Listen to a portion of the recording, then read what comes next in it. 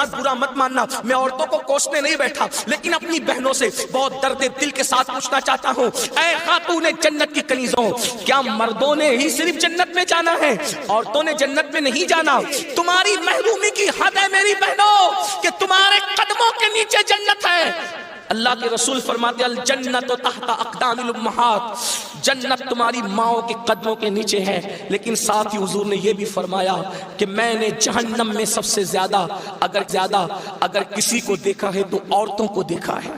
آج بیٹیوں کا حال یہ ہے، اب بیٹیاں قرآن کہاں یاد کرتی ہے، اب بیٹیاں حدیث کہاں یاد کرتی ہے، اب بیٹیاں دین کہاں پڑھتی ہے؟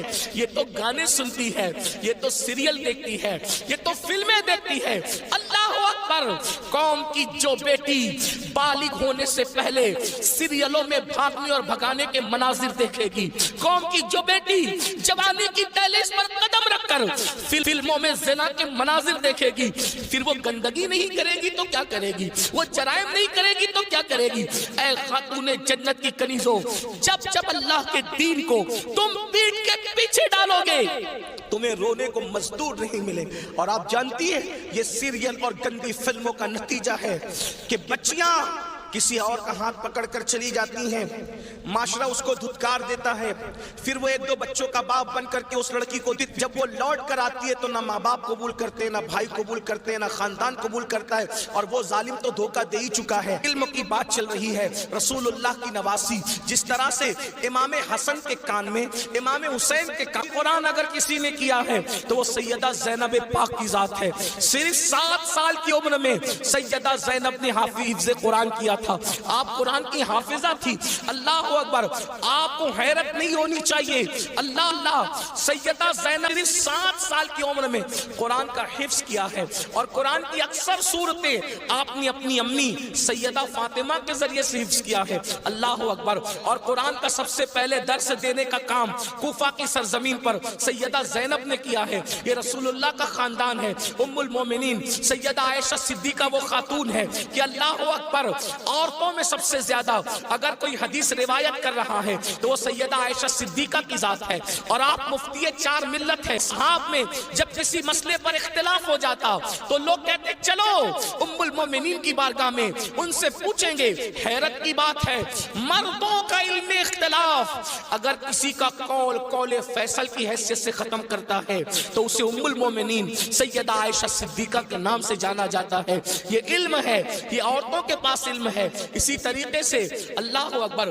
امام جعفر صادق کی بہو ہے، امام جعفر صادق کی بہو ہے، جب پردے میں بیٹھ کر لوگوں کو قرآن و حدیث کا علم دیتی تو پردے کے پیچھے بیٹھ کر علم حاصل کرنے کے لیے مجتہد مطلق حضرت سیدنا امام شافعی جیسے لوگ آیا کرتے تھے اور ان سے علم حاصل کیا کرتے تھے۔ یعنی ہمارے یہاں اسلام میں عورتیں ایسی تھی کہ اتنے بڑے بڑے مرد جو ہے عورتوں کے پاس آ کر کے اسلام حاصل کرتے تھے، علم دین حاصل کرتے تھے، اسلام کا علم حاصل کرتے تھے۔ پردے کے پیچھے سے گویا کہ نفیسۃ العلم نے، نفیسہ مصری نے ام المومنین سیدہ عائشہ صدیقہ کی یاد کو تازہ کر دیا تھا۔ میری بہنوں، آج وہ کہاں گیا معاملہ؟ آج تو عورتوں کا مطلب زیورات سے محبت، عورتوں کا مطلب نئے کپڑوں سے محبت، عورتوں کا مطلب شادیوں میں شرکت سے محبت، عورتوں کا مطلب بازار میں گھومنے سے محبت، عورتوں کا مطلب جو وہ فلموں سے محبت۔ عورتوں کو دین سے تعلق کیا رہ گیا؟ بڑی معذرت کے ساتھ برا مت ماننا، میں عورتوں کو کوسنے نہیں بیٹھا،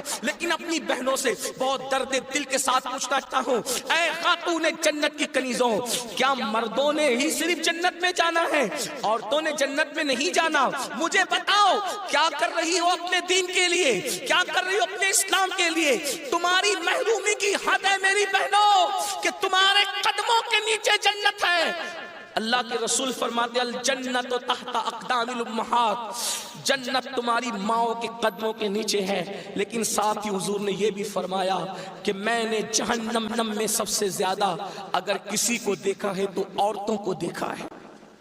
مجھے بتاؤ، آج نماز سے کوسوں دوری، مذہب سے کوسوں دوری، اس لیے جامعۃ المصطفیٰ کا قیام اس لیے عمل میں آیا ہے تاکہ بھولے ہوئے سبق کو یاد دلایا جا سکے، بھولے ہوئے سبق کو یاد دلایا جا سکے، بچیوں کو علم کا زیور دیا جا سکے، بچیاں علم حاصل کریں، پرانا دور دہرائیں، کہ بیٹیاں ان کے آنے سے پہلے زندہ دفن ہوتی تھی، مگر ان کے آنے کے بعد بیٹیوں کو دفن نہیں کیا گیا، بلکہ بیٹیوں کو ماتھے کا جھومر بنایا گیا۔